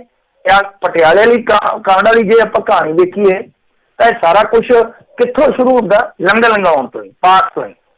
ਤਾਂ ਇਹ ਆਪਣੇ ਆਪ ਦੇ ਵਿੱਚ ਇੱਕ ਬਹੁਤ ਵਿਵਾਦਤ ਵਿਸ਼ਾ ਕਿ ਪਾਸ ਉਹੋ ਜਿਹੇ ਲੋਕਾਂ ਨੂੰ ਵੀ ਦਿੱਤਾ ਜਾ ਰਿਹਾ ਜਿਹੜੇ ਬਲੈਕ ਕਰ ਰਹੇ ਆ, ਪਾਸ ਉਹਨਾਂ ਲੋਕਾਂ ਨੂੰ ਵੀ ਦਿੱਤਾ ਜਾ ਰਿਹਾ ਜਿਹੜੇ ਮੁਨਾਫਾਖੋਰੀ ਕਰ ਰਹੇ, ਜਮਾਖੋਰੀ ਕਰ ਰਹੇ ਆ, ਪਾਸ ਉਹਨਾਂ ਲੋਕਾਂ ਨੂੰ ਵੀ ਦਿੱਤਾ ਜਾ ਰਿਹਾ ਜਿਹੜੇ ਬਸ ਐ ਘੁੰਮਣ ਘੁਮਾਉਣ ਦੇ ਸ਼ੌਂਕੀ ਆ। ਜੀ ਜੀ ਜੀ ਮਿੰਟੂ ਜੀ, ਅਗਲੀ ਜਿਹੜੀ ਗੱਲ ਆ, ਕਹਿੰਦੇ ਬਾਹਰੋਂ ਆਏ ਹਜ਼ਾਰਾਂ ਦੇ ਹੋਣਗੇ ਪਾਸਪੋਰਟ ਰੱਦ, ਲਿਸਟਾਂ ਹੋਣ ਲੱਗੀਆਂ ਤਿਆਰ। ਕੀ ਹੈ ਇਸ ਪੂਰੀ ਚਰਚਾ 'ਚ? ਦੇਖੋ ਇਹਦੇ 'ਚ ਕੀ ਆ ਕਿ ਜਿਹੜੇ ਸੱਜਣ ਆਏ ਸਨ ਇੰਡੀਆ ਦੇ ਵਿੱਚ 2 ਮਹੀਨੇ ਪਹਿਲਾਂ ਲਾ ਲਓ, ਜਨਵਰੀ ਤੋਂ ਬਾਅਦ ਵਾਲੇ, ਉਹਨਾਂ ਵਾਸਤੇ ਹੁਣ ਥੋੜ੍ਹੀ ਜਿਹੀ ਸਖਤੀ ਕਰੂਗੇ। ਸਖਤੀ ਇਉਂ ਕਰੂਗੇ ਕਿ ਜਿਨ੍ਹਾਂ ਲੋਕਾਂ ਨੇ ਜੋ ਹੁੰਦਾ ਬਿਊਰੋ ਆਫ ਇਮੀਗ੍ਰੇਸ਼ਨ ਉਹਦੇ ਵਿੱਚ ਲੰਘਦਿਆਂ ਜੋ ਵੀ ਆਪਣਾ ਪਾਸਪੋਰਟ ਨੰਬਰ ਜਾਂ ਆਧਾਰ ਕਾਰਡ ਨੰਬਰ ਜਾਂ ਆਪਣਾ ਐਡਰੈਸ ਗਲਤ ਲਿਖਾਇਆ, ਤਾਂ ਉਹਨਾਂ ਬੰਦਿਆਂ ਦੇ ਇਹ 7000 ਦੇ ਕਰੀਬ ਪਾਸਪੋਰਟ ਰੱਦ ਕਰ ਸਕਦੇ ਆ। ਕਿਉਂਕਿ ਇਹਨਾਂ ਨੇ ਚੰਡੀਗੜ੍ਹ ਦੇ ਵਿੱਚੋਂ ਜਿਹੜਾ ਪਾਸਪੋਰਟ ਦਫ਼ਤਰ ਹੈ ਉੱਥੋਂ ਸਾਰੀਆਂ ਡਿਟੇਲਸ ਕਢਾਈਆਂ ਨੇ, ਕੁਛ ਹੋਰ ਵੀ ਇਹਨਾਂ ਨੇ ਡਿਟੇਲਸ ਹਾਸਲ ਕੀਤੀਆਂ, ਪੰਜਾਬ ਤੇ ਹਰਿਆਣਾ ਦੋਵਾਂ ਨੇ ਰਲ ਕੇ। ਤਾਂ ਇਹ ਕੁੱਲ ਗਿਣਤੀ ਬਣਦੀ ਆ 7000 ਦੇ ਕਰੀਬ। ਤਾਂ ਇਹ ਆਪਣੇ ਆਪ ਦੇ ਵਿੱਚ ਮੇਰੇ ਖਿਆਲ ਦੇ ਨਾਲ ਬਹੁਤ ਵੱਡਾ ਫਿਗਰ ਹੈ 7000 ਦਾ। ਤਾਂ ਇਹਦੇ ਵਿੱਚ ਕੀ ਆ ਕਿ ਹੁਣ ਦੇਖੋ ਜਿਹੜੇ ਵੀ ਬੰਦੇ ਨੇ ਕੁਛ ਇਸ ਤਰ੍ਹਾਂ ਦਾ ਕੀਤਾ ਤੇ ਉਹਨੂੰ ਆਪਾਂ ਸਹੀ ਤਾਂ ਕਹਿ ਨਹੀਂ ਸਕਦੇ ਕਿ ਭਾਈ ਤੂੰ ਉੱਥੇ ਇਨਫੋਰਮੇਸ਼ਨ ਗਲਤ ਦੇ ਆਇਆ। ਜੇ ਇਹੋ ਜਿਹੇ ਮਾਹੌਲ ਦੇ ਵਿੱਚ ਇਸ ਤਰ੍ਹਾਂ ਕਿਸੇ ਨੇ ਕੀਤਾ ਤੇ ਆਪਣੇ ਆਪ ਨੂੰ ਵੀ ਰਿਸਕ ਤੇ ਪਾਇਆ ਤੇ ਦੂਜਿਆਂ ਨੂੰ ਵੀ। ਪਰ ਗੱਲ ਇਹ ਹੈ ਕਿ ਹਾਲੇ ਵੀ ਸ਼ਾਇਦ ਮੌਕਾ ਹੈਗਾ। ਪਾਸਪੋਰਟ ਜਿਹੜੇ ਅਧਿਕਾਰੀ ਆ ਸ਼ਿਵਾਸ ਕਵੀਰਾਜ, ਉਹਨਾਂ ਨੇ ਇਸ ਗੱਲ ਦੀ ਪੁਸ਼ਟੀ ਕੀਤੀ ਹੈ ਕਿ ਪੰਜਾਬ ਤੇ ਹਰਿਆਣਾ ਪੁਲਿਸ ਜਿਹੜੀ ਆ ਉਹ 7000 ਦੇ ਕਰੀਬ ਲੋਕਾਂ ਦੀ ਜਾਣਕਾਰੀ ਉਹ ਸਾਥੋਂ ਜੁਟਾ ਚੁੱਕੀ ਆ। ਸੋ ਇਹਦੀ ਪੁਸ਼ਟੀ ਵੀ ਕਰ ਰਹੇ ਆ ਜਿਹੜੇ ਉੱਥੋਂ ਦੇ ਪਾਸਪੋਰਟ ਆਫਿਸਰ ਆ। ਹੁਣ ਇਹ ਵੇਖਣਾ ਪਵੇਗਾ ਕਿ ਕਿੰਨੇ ਕੁ ਲੋਕ ਆ ਜਿਹੜੇ ਇੱਥੋਂ ਆ ਕੇ ਮੁੜ ਗਏ ਆ ਇਹਨਾਂ ਦਿਨਾਂ ਦੇ ਵਿੱਚ, ਮਤਲਬ ਕਿ ਆਏ ਤੇ ਫਿਰ ਬਾਅਦ ਦੇ ਵਿੱਚ ਕਿਉਂਕਿ ਜਿਹੜੀਆਂ ਫਲਾਈਟਾਂ ਰੱਦ ਹੋਈਆਂ ਤੇ ਪਤਾ ਹੀ ਹੈ ਤੁਹਾਨੂੰ ਮਾਰਚ ਦੇ ਵਿੱਚ, ਉਹ ਵੀ ਮਾਰਚ ਅੱਧ ਤੱਕ ਹੀ ਲਾ ਲਓ, ਤਾਂ ਕਿ ਕੁਛ ਲੋਕ ਆ ਕੇ ਮੁੜ ਵੀ ਗਏ ਹੋਣਗੇ, ਕੁਛ ਲੋਕ ਇੱਥੇ ਵੀ ਆ। ਤਾਂ ਜਿਹੜੇ ਬੰਦੇ ਇਸ ਤਰ੍ਹਾਂ ਗਲਤ ਜਾਣਕਾਰੀਆਂ ਦੇ ਕੇ ਗਏ ਉਹਨਾਂ ਨੂੰ ਖਤਰਾ ਹੈ। ਔਰ ਦੂਜੀ ਗੱਲ ਹੈ ਕਿ ਹਾਲੇ ਵੀ ਇੱਕ ਮੌਕਾ ਹੈਗਾ, ਜੇ ਮੰਨ ਲਓ ਕਿਸੇ ਦੀ ਕੁਛ ਇਸ ਤਰ੍ਹਾਂ ਦੀ ਹਿਸਟਰੀ ਹੈਗੀ ਆ ਤਾਂ ਉਹ 112 ਤੇ ਕਾਲ ਕਰ ਲਵੇ, ਜੇ ਕੋਈ ਇੰਡੀਆ 'ਚ ਬੈਠਾ ਹੈ ਤਾਂ ਆਪਣੀ ਜਾਣਕਾਰੀ ਜਿਹੜੀ ਉਹ ਦੇ ਸਕਦਾ। ਨਹੀਂ ਤੇ ਇੱਕ ਉਹਨਾਂ ਦੀ ਵੈਬਸਾਈਟ ਹੈਗੀ ਆ, ਮੈਂ ਤੁਹਾਨੂੰ ਕਨਫਰਮ ਕਰ ਦੂੰਗਾ, ਪਰ ਹਾਲ ਦੀ ਘੜੀ ਜਿੰਨਾ ਕੁ ਮੈਨੂੰ ਮੂੰਹ ਜ਼ਬਾਨੀ ਚੇਤਾ pb.ners.in, ਮੈਂ ਦੁਬਾਰਾ ਬੋਲ ਦਿੰਦਾ pb.ners.in, ਇਹ ਚੈੱਕ ਕਰ ਲਿਓ। ਇਹਦੇ ਤੇ ਜਾ ਕੇ ਤੁਸੀਂ ਆਪਣੀ ਜਾਣਕਾਰੀ ਜਿਹੜੀ ਉਹ ਭਰ ਸਕਦੇ ਹੋ ਕਿ ਇਸ ਤੋਂ ਪਹਿਲਾਂ ਕਿ ਕੋਈ ਮਾਮਲਾ ਗੜਬੜ ਹੋ ਜਾਵੇ। ਤਾਂ ਇਹ ਜ਼ਰੂਰੀ ਹੈ ਕਿਉਂਕਿ ਇਹਨਾਂ ਨੇ ਜਿਸ ਤਰ੍ਹਾਂ ਦੀਆਂ ਲਿਸਟਾਂ ਬਣਾ ਲਈਆਂ, ਹੋ ਸਕਦਾ ਕੋਈ ਐਕਸ਼ਨ ਹੋ ਜਾਵੇ। ਤੇ ਜੇ ਮੰਨ ਲਓ ਮਾਮਲਾ ਠੰਡਾ ਪੈ ਜਾਵੇ ਤੇ ਗੱਲਾਂ ਕਈ ਵਾਰ ਠੰਡੇ ਬਸਤੇ 'ਚ ਵੀ ਪੈ ਜਾਂਦੀਆਂ, ਪਰ ਜਿਸ ਤਰ੍ਹਾਂ ਪਾਸਪੋਰਟ ਅਧਿਕਾਰੀ ਪੁਸ਼ਟੀ ਕਰ ਰਹੇ ਆ ਇਹ ਲਿਸਟਾਂ ਬਣਾਈ ਬੈਠੇ ਆ। ਜੀ, ਤੇ ਇਹ ਜਿਹੜੇ ਇੰਡੀਅਨ ਪਾਸਪੋਰਟ ਆ ਉਹਨਾਂ ਦੇ ਰੱਦ ਹੋਣਗੇ ਉਹੀ ਵਾਲੇ ਸੀਗੇ ਜਾਂ ਜਿਹੜੇ ਮੰਨ ਲਓ ਦੂਜੇ ਵੀ ਗਏ ਆ ਉਹਨਾਂ ਦੇ ਉੱਤੇ ਵੀ ਕੋਈ ਕਾਰਵਾਈ ਦੀ ਇਹਨਾਂ ਨੇ ਰੱਖੀ ਹੈ? ਦੇਖੋ ਇਸ ਚੀਜ਼ ਦਾ ਤਾਂ ਹਾਲੇ ਨਹੀਂ ਨਿਪਟਾਰਾ ਹੋ ਸਕਦਾ, ਪਰ ਮੇਰੇ ਖਿਆਲ ਦੇ ਨਾਲ ਇੰਡੀਅਨ ਪਾਸਪੋਰਟ ਹੋਲਡਰ ਹੀ ਹੋਣਗੇ, ਇੰਡੀਅਨ ਪਾਸਪੋਰਟ ਹੋਲਡਰ ਹੀ ਹੋਣਗੇ, ਕਿਉਂਕਿ ਆਧਾਰ ਕਾਰਡ ਤਾਂ ਉਹਨਾਂ ਕੋਲ ਹੀ ਹੁੰਦਾ ਨਾ ਜੀ, ਦੂਜੇ ਦਾ ਆਧਾਰ ਕਾਰਡ ਤੇ ਬਣ ਨਹੀਂ ਸਕਦਾ ਮੇਰੇ ਖਿਆਲ ਦੇ ਨਾਲ, ਜਿਹਨਾਂ ਦਾ ਆਧਾਰ ਕਾਰਡ ਹੈ। ਕਿਉਂਕਿ ਇੱਥੇ ਆਧਾਰ ਕਾਰਡ ਨੂੰ ਮੈਂਸ਼ਨ ਕੀਤਾ ਗਿਆ ਬਕਾਇਦਾ ਕਿ ਕੁਛ ਬੰਦਿਆਂ ਨੇ ਆਧਾਰ ਕਾਰਡ ਗਲਤ ਲਿਖਾਇਆ, ਕੁਛ ਬੰਦਿਆਂ ਨੇ ਦੂਜਾ ਜਿਹੜਾ ਹੈਗਾ ਸੀ ਐਡਰੈਸ ਆਪਣਾ ਉਹ ਗਲਤ ਲਿਖਾ ਦਿੱਤਾ, ਕੁਛ ਨੇ ਆਪਣਾ ਪਾਸਪੋਰਟ ਨੰਬਰ ਵੀ ਗਲਤ ਮੈਂਸ਼ਨ ਕਰਵਾਇਆ।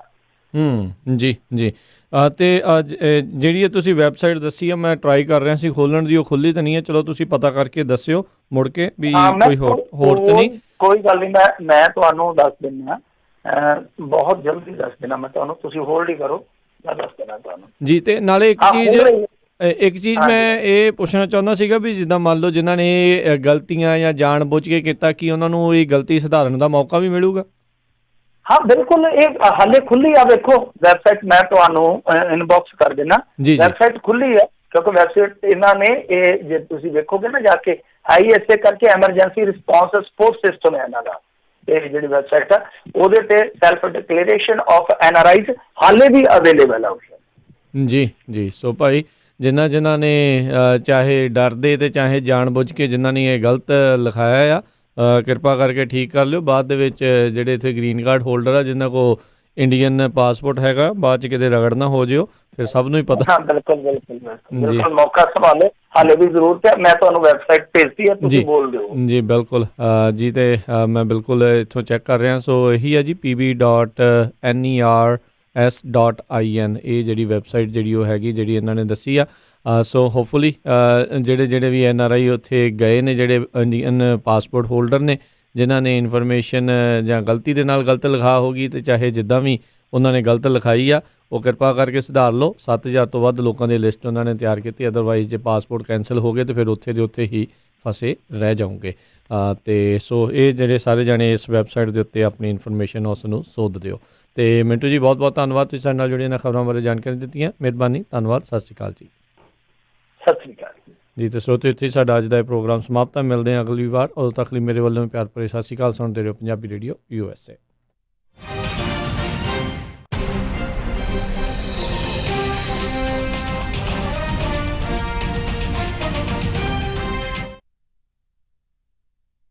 ਇੰਡੀਅਨ ਸੇਵਰ ਹੋਲਸੇਲ ਪ੍ਰਿੰਟਿੰਗ ਵਾਲਿਆਂ ਤੋਂ ਬਣਵਾ ਸਕਦੇ ਹੋ 1000 ਬਿਜ਼ਨਸ ਕਾਰਡ ਸਿਰਫ ਹੀ $45 ਵਿੱਚ। Outdoor banner $699 per square feet, banner with stand ਸਿਰਫ $135 ਵਿੱਚ, 10 ਬਾਏ 10 ਦਾ ਇਵੈਂਟ ਟੈਂਟ ਵਿਦ ਹਾਰਡਵੇਅਰ